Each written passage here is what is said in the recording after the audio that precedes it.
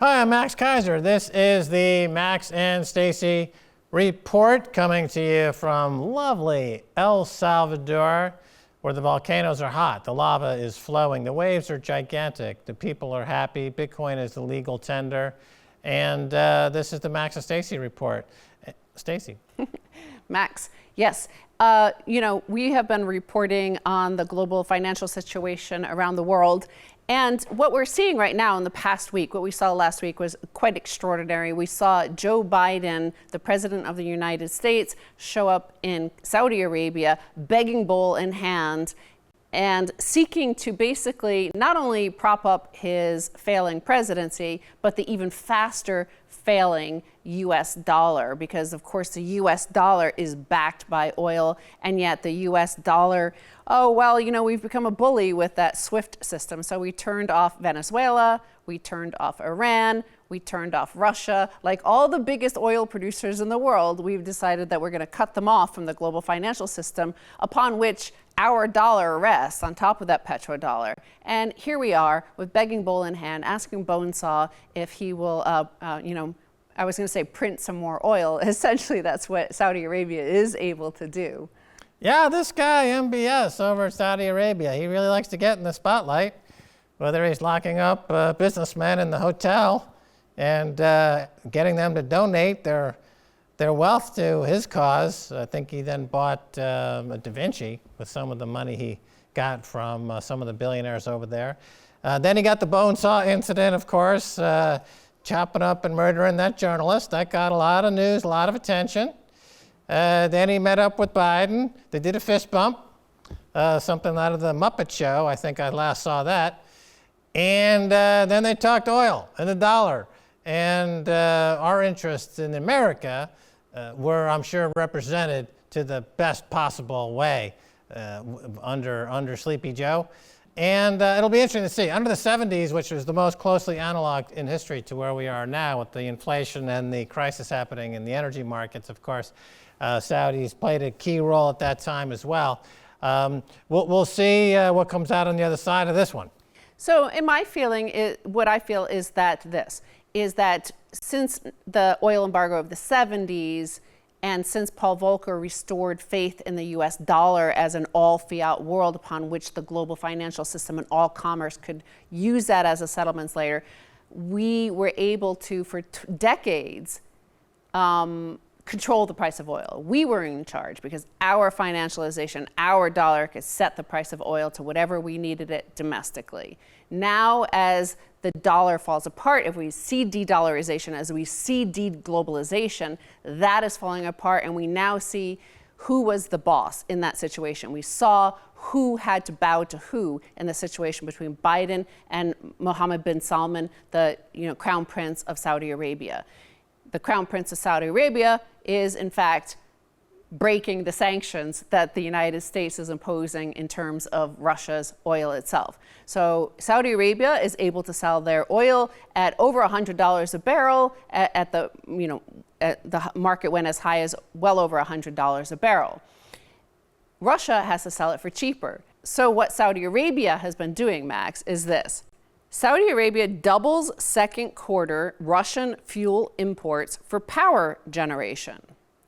Saudi Arabia, the world's largest oil exporter, more than doubled the amount of Russian fuel oil it imported in the second quarter to feed power stations to meet summer cooling demand and free up the kingdom's own crude for export, data showed and traders said. The US dollar and treasuries, money needs to be fungible, right? It needs to be equal. Every dollar has to be the same exact whether you're in Russia, Venezuela, Cuba, or anywhere else in the world. If it's not fungible, it's not money. Now, it backed our money by petrodollars. Oil is relatively fungible, so Saudi Arabia can, it's all kind of the same, just different sulfur content. So here they were able to sell their oil for a very high price and buy oil back at a very cheap price. So they're gaining on this, while, of course, We in the West and the United States are paying record high gasoline prices. We're paying record oil prices. Goods and services are more expensive because the input costs are, well, PPI prices were up 11.3% in the past year. Europe is even worse because the euro is sinking massively against the dollar. It's like down almost 30% in the past year. So that's adding on top of the inflationary costs of oil and energy costs. Yeah, that's right. Well, I mean, do we talk about the fact that Saudi Arabia wants to join the BRICS? That you got Russia, China, Iran, Saudi Arabia, you've got Brazil, you've got South Africa, you've got the majority of the global population is joining the BRICS, essentially lining up behind Russia. And at the onset of the Russian-Ukraine skirmish that began in February, the world said, oh my goodness, Russia's going to be isolated. But now it looks like the US is the one that's going to be isolated, and maybe the UK would be the isolation on the cake of the isolation. We've been talking about this for the past few years. These are all the cycles going together. It is inevitable. Not only is Bitcoin inevitable, the reason why Bitcoin was inevitable was that the dollar was inevitably going to fail. Not only because all fiat currencies fail, but because of the Triffin dilemma. Everybody knew 50, 60 years ago, they knew for a fact the US dollar would have to fail for the very reason that it did start to fail. And that was that they would, as the US dollar all fiat system, you had to send dollars overseas. So you had to export a huge amount of dollars and therefore import a huge amount of goods and services. That's why we sent all our manufacturing over to China. That's why we import all this oil from overseas. That got a lot of dollars overseas, but what does it do? It hollows out your own heartland. Now you mentioned the realignment going on with the BRICS. Well, that's part of that heartland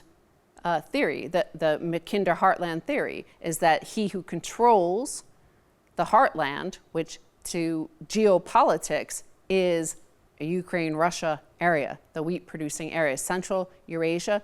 Whoever controls that controls the world. So at this moment, when realpolitik of economics is reasserting itself through commodity prices and a disintegrating dollar and a deglobalization and a de-dollarization, and a guy in the White House who doesn't seem to maybe know how to control the situation, and a debt cycle meeting a fourth turning, the population cycle of the fourth turning, and the Thucydides trap. Like all these cycles are hitting at the same time, just like in an ocean. When a whole bunch of cycles hit, you see these huge waves. Well, that's what we're seeing right now. And a realignment, a global realignment that we're seeing play out right here on the Max and Stacy Report. Right, and you talk about these empires come and go, and reserve currencies come and go, and the dollar is on the way out. But uniquely with the dollar, unlike in previous times, let's say when the British pound gave way to the US dollar, it was at the tail end of a war, World War I specifically. Then they had the Suez Canal crisis that cemented their loss of empire, and it was the rise of the US empire. But that was all very kinetic. There were men and guns and land. This is an interesting empire that will dissolve here because it'll simply fade away into the ethos. The U.S. empire is built on electronic paper. It's built on the derivatives that have been taken the place of the oil market. You know, for every barrel of oil, there's something like 60,000 worth of derivative barrels of oil. And the U.S. all controlled this through the New York Fed and interest rates and very cheap money. Okay, so in February, one of the big players, Russia, said, nope, time out. You can't price your oil in paper money anymore. We're going to price it based on the intrinsic cost of oil on the world markets. And the US dollar went into hyperdrive because the rest of the world went into hyper collapse. And then that'll peak out. And then, you know, that'll be the end. Yeah. So that's all happening now. Yeah, and this all actually started accelerating rapidly in 2013. So after the financial crisis of 2008 and 2009, when we introduced quantitative easing and started money printing, the Chinese watched as their pile of treasuries, trillions of dollars, started to evaporate, melt, a melting ice cube, as Michael Saylor might call it. They started to do something unique, which I think triggered a lot of the Mackinder Doctrine we see unfolding. So they're the ones that called it. So they introduced the Belt and Road, right? The Belt and Road goes right through where Mackinder identifies as the most important part of the world. If you control that bit, you control the world. Well, in 2013, they started One Belt, One Road, or it's now called the Belt and Road Initiative. And what they did is they started taking all those treasuries and they started to give those to other nations to, invest and buy up resources, lay tracks for railroads and shipping lanes and things like that to secure their own financial economic future and economic power.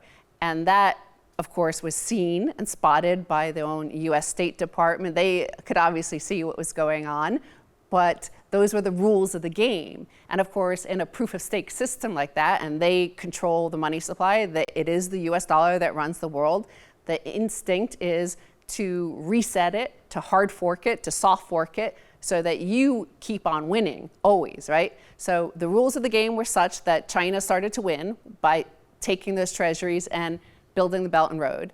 And then the US decided, well, we don't want to play that game if you're going to win, so we're going to start pulling people off. We're going to pull off the people you're trading with, because the Belt and Road was about Persia, it was about Iran, it was about Russia, it was about tying these all together. So they pulled all their partners off the SWIFT system, right? So this is a big game playing out, and we're at the inevitable end, because at the inevitable end is the petrodollar, and the petrodollar is the last thing standing. And what I saw in the face of Mohammed bin Salman is a new era starting. Like, he was saying goodbye to the old, and a new era was about to begin. Well, it's like Elon Musk said, if you want stuff, you have to make stuff, right? So the US swapped all their manufacturing capacity for financialization, for money. And that relied on a world global standard of the US dollar. And so if the world goes off a US dollar standard as it is now, as of February 24th, then the strategy looks like it's come to its end game. Well, we're going to get a lot more on this from our friend Dan Collins after the break. Don't go away.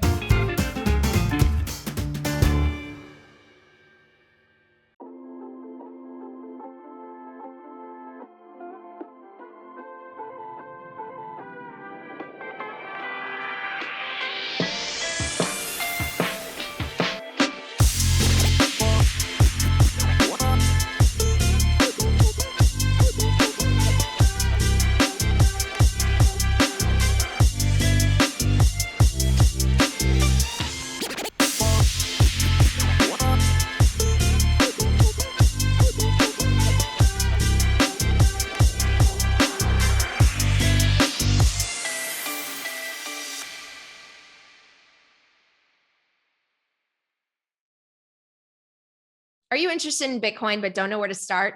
Fold is the easiest and most fun way to earn Bitcoin on everything you do. The Daily Wheel is free for everyone. You just open the app and spin for free Bitcoin. Seriously, there's no catch.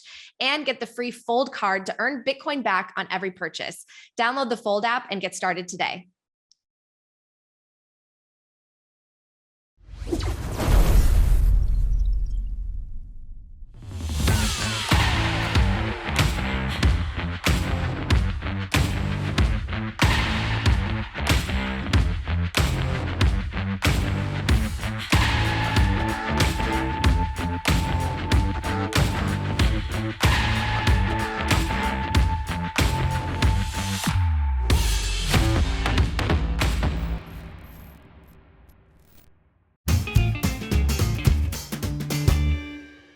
Welcome back to Max Stacy Report. I'm Max Keiser. Time now to turn to Dan Collins.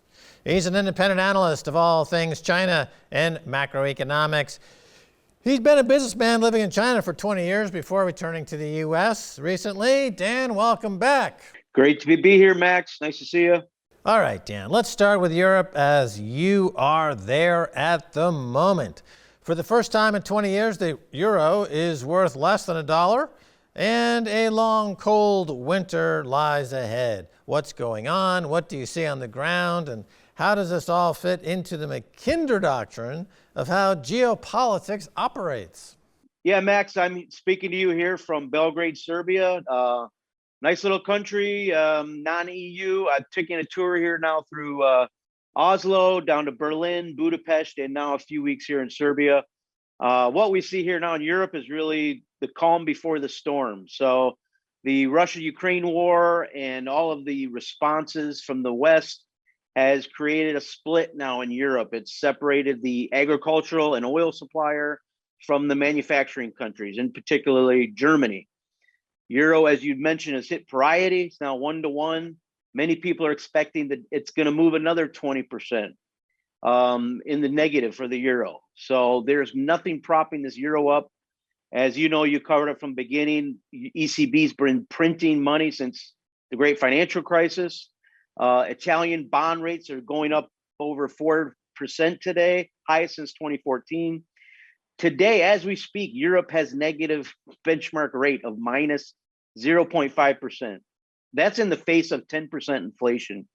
They're about to come into a winter. Now, I'm not talking about Serbia. Serbia here has great gas rates from the Russians. So do Hungary. But Central Europe and Germany, North Europe, these guys have been cut off. Nord Stream 2 has been shut down. They canceled Nord Stream 2. They're draining oil reserves and gas reserves as we speak. Corporate Germany is begging and pleading. They're going to shut down. When these guys shut down, when you restart, you may have equipment break. So all of these factories of Germany Inc. run off natural gas, which they no longer have. And you can't buy wood stoves now in Germany. People are like trying to stack firewood. It's to the point of ridiculous at this point. European governments are driving the continent off a cliff. Yeah, the U.S. froze $630 billion in Russian reserves. Again, put this into the context of the Mackinder Doctrine analysis of geopolitics. And how do you think that is playing out in China, which holds trillions in U.S. dollar reserves and assets? So the Mackinder Doctrine has been realized as of this point, the last couple of years. Probably go back to February 24th. The whole dollar system broke. The COVID, we printed 40% of the world's currency during COVID. Something broke this time. So normally that money goes out to the world and it comes back to America and Europe in the form of goods. And everyone else, they call the US and Europe now the golden billion. You're seeing the BRICS nation are saying no more. We're not going to sell our oil around 100. The Mackinder Doctrine is basically the concept that you cannot let Eurasia unite into one power. It instantly becomes the central global power, turning America into kind of a backwater. It would basically turn Western Europe into a Venice. When the Portuguese found trade routes around Africa, Venice became a backwater. The new Mackinder's heartland is Russia, plus China, plus Iran, plus Central Asia, plus India, which is in the BRICS, plus Brazil even, plus Egypt's now trying to go into the BRICS. Saudi Arabia is going into the BRICS. Saudi Arabia, 25% of their oil is now sold to China. They sell 3% to the United States. The United States is no longer a customer of theirs. So the Eurasian heartland has combined and it's bringing the global South with it in a block against the West.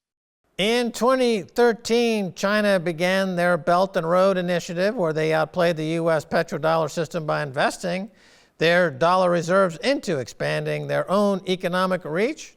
This in turn set in motion a Cold War between the U.S. and China. Where does that situation look like today in this era where nations' assets can be frozen? Yeah, absolutely. So China saw this coming. I mean, this day was going to come. They stopped adding to their treasuries back in 2018. They haven't bought a new Boeing airplane since 2017. We are in a major crisis in terms of the China market. China's 50% of the global market in a lot of things now. EVs, it's 50%. Global aviation, it's going to be 50% of the market within a decade. And we are losing that market, and we've lost a lot of it now because the deep state in the United States continues to play games and make China an enemy at points it doesn't need to. So we always kept saying, well, China, yeah, your economy is really strong, and we're dependent on you for all these manufactured goods. but we have the global Navy. Okay, China went out and built the Navy. It's now 25% larger than the United States.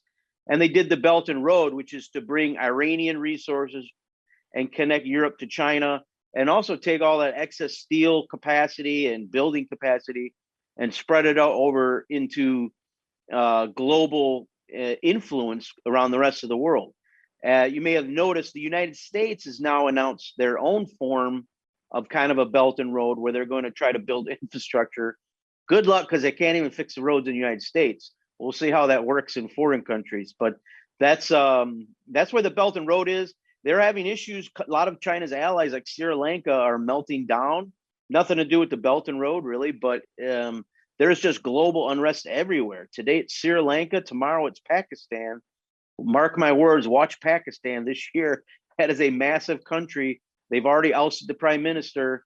When the food and the cheap LNG is no longer available, we're really going to see fireworks here this year and next year.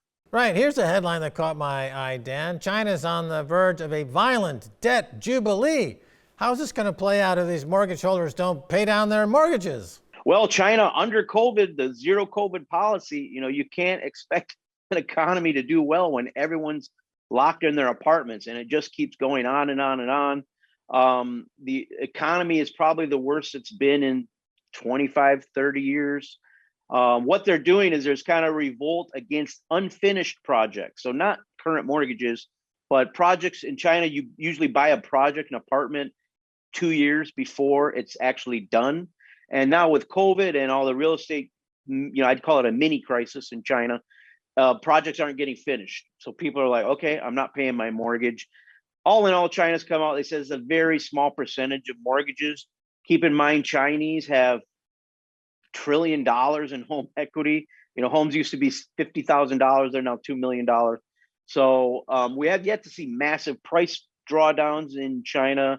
That may happen. We'll see. They're still a real economy focused on real production. They've said $1 trillion in infrastructure, which they probably don't need. You're going to get some overbuilding. The interesting news that leaked this week on China is they may be missing 200 million people. So they may actually only have a population now of 1.2 billion, not 1.4 billion. I went through these leaked data numbers. I can't verify it, but from what I know in China, I know hundreds of people I know. I know one or two people that have 2 kids. Most people have 1 kid, and a huge percentage of the population don't have any kids now. So I believe the replacement rate is 0.73, 0.75, way under replacement. They could be missing 200 million people already, aging really fast. And the commodity super cycle that China created 20 years ago, where they built 100 new New York cities, they used the same amount of concrete in 3 years, and the United States using 100. That's probably over. They don't need to build out like this anymore. So they're going to continue to work to transition their economy. But there is big trouble in little China in the real estate sector, finally, after 30 years of just unending growth. You see bank runs. Some of these banks are running into trouble. They've been promising 6% risk-free returns for year after year after year. And now with the economy stalling, it's catching up to some people. So we'll see how it all gets restructured. Okay, continuing with China here. China's COVID policy continues with extreme lockdowns. We've seen some bank runs in one region of China where apparently a bank was run like a Ponzi and stole citizens' savings. What can you tell me about the supply chain situation in China and the shadow banking system? Supply chain is still, it's touch and go, but it's actually quite strong. Chinese exports to the United States are up 33% in the last 2 years. They're kind of the last game in town on a lot of manufactured products, especially now with the European situation. Germany Inc. is not going to be able to manufacture things. So their natural gas is now 800% higher than the United States. They are at a crisis point where there may be no coming back to. And that just falls into China's hands because China's going to get all this cheap energy out of Russia. They're going to get the cheap grain out of Russia. They're getting massive discounts, and they're finding a way to move the oil, even though the pipelines aren't all up yet. There is, Power of Siberia 1 and 2 from Russia to China, but their oil imports from Russia are up 40, 50% year over year. They're finding ways to transfer it ship to ship. So they're a massive manufacturing power. They find ways to do these things. So I think they see this as securing their northern border. They're going to get all the resources. They still have a very strong manufacturing economy. Their exports are up. Their domestic economy is in serious trouble due to the COVID lockdowns. When that ends, nobody knows, because there's still 1 billion and so people that have never had COVID, and that's not going to change. So when they get out of zero COVID is anybody's guess. We'll see what happens. All right, Dan, let's talk metaverse and CBDC. Surveillance state communism on a blockchain is rolling out in China. Your thoughts? Well, it's obviously a tool. China has so much surveillance powers already over the population. The last thing you want to do is go to a digital currency run by the central bank. But I think that's inevitable. They're pushing it hard.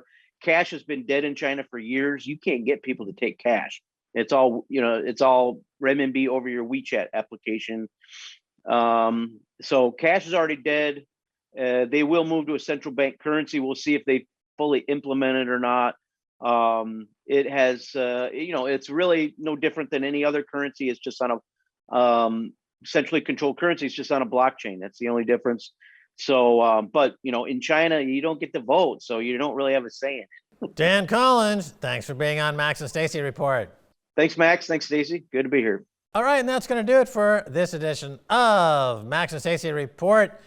And I want to thank our guest, Dan Collins, coming to you directly from El Salvador, land of the free, home of the Bitcoin. Until next time, bye, y'all.